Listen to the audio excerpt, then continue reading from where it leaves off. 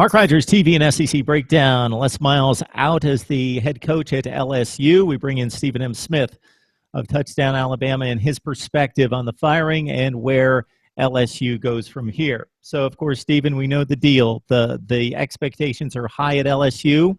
The reason the expectations are high is because Nick Saban laid the groundwork and Les Miles picked it up from there. And this is considered a top 5 program in the country now, but they haven't won like a top 5 team in recent years. Do you feel that the firing was justified, and just your thoughts about the situation? I feel like the firing was justified, and you could pretty much tell the writing on the wall, Mark, after the 2012 BCS National Championship game off that 2011 season. Keep in mind, prior to that game, Miles and Saban were tit for tat almost. 2007, LSU beat Alabama in Saban's first season. 2008 and 2009, Nick Saban getting some revenge in those 2 years, winning.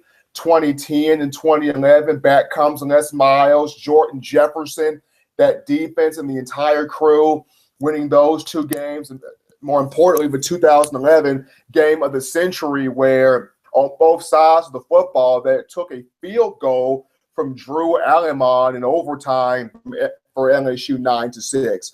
But that 2012 BCS title game off that 2011 season, and you watch that game and you watch the dominant performance of Alabama, 21-0. LSU only crossed midfield once. I think it totaled 92 yards of total offense. Jordan Jefferson was harassed all game long. Well, after that game, Les Miles 0 for 4 against Nick Saban, winless, including 2 tough losses in Baton Rouge, Louisiana.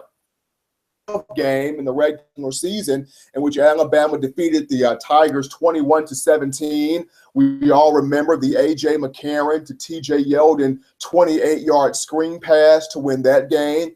Of course, in 2014, 2 years later, Blake Sims wasn't the sexiest performance by him, but Blake Sims 20 of 45 passing for 209 yards, 2 touchdowns, including the game-winning 6-yard touchdown pass to DeAndrew White in the back of the end zone in overtime to win that game in Baton Rouge 20-13. And it's not just the on the field, Mark. You go into recruiting. That 2012 BCS title game laid so much groundwork in recruiting for Alabama. Nick Saban was able to go into Louisiana and just snatch recruits. We're talking Landon Collins, Kenny Bell, Duvall, Tim Williams, who's from Baton Rouge, Louisiana, Cameron Robinson, Cam Sims, Lawrence Hootie Jones. The list goes on. Alabama's ability to go into Louisiana consistently and just stockpile recruits right out of his backyard all started from that particular game, the 2012 BCS national title game. And it's despite the character Les Miles was, the man he was, the integrity that he had, the ambassador that he was, because if you go back to when he was hired, Les Miles was hired in 2005, smack dab in the middle of the worst natural disaster in recent history, and we're talking Hurricane Katrina. Les Miles was brought in, and he was able to salvage much of that situation, as he could, bringing in a national title in 2007, 2002 Southeastern Conference crowns in 2007 and 2011. With the shootings that have gone on, with the recent floodings, he's just been somewhat of a vocal figure speaking out for the program, speaking out for the organization. But I go back to, even despite that and his winning percentage at LSU, 141-55, which is 71.9%, very, very high. But when you cannot consistently beat the upper echelon teams in the SEC and your same peers of this same conference, and when you have an offense, Mark, that is stale, despite the defense that Les Miles is able to put out year after year, and despite having a solid run game, Leonard Fournette's a beast. Spencer Ware was a beast. Charles Scott was an absolute beast. There was no how great the run game was at LSU. There was no question how great the defense was, how great the special teams were, how phenomenal the receiving talent was. But when you do not have a quarterback that can complement these guys and strike that fear into the hearts of opposition and make you a threat, you are going to be stagnant.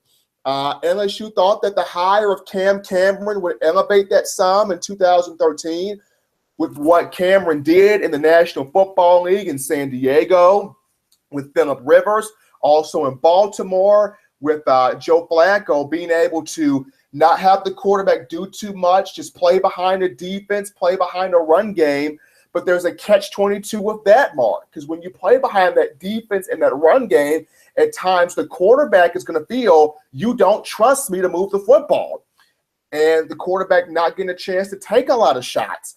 And when the times that he is taking a lot of shots, he's not confident stepping up in the pocket and delivering the football, which leads to interceptions and negative plays that LSU had this year with with Brandon Harris at quarterback. So it's a mixture of the lack of not being able to consistently beat your peers in the SEC, like Alabama and other tough teams within the country, but then also the lack of a balance on offense to make you a consistent threat is what doomed Les Miles. All right, you get the take there from Stephen M. Smith of Touchdown Alabama on the LSU coaching situation and Les Miles' ouster.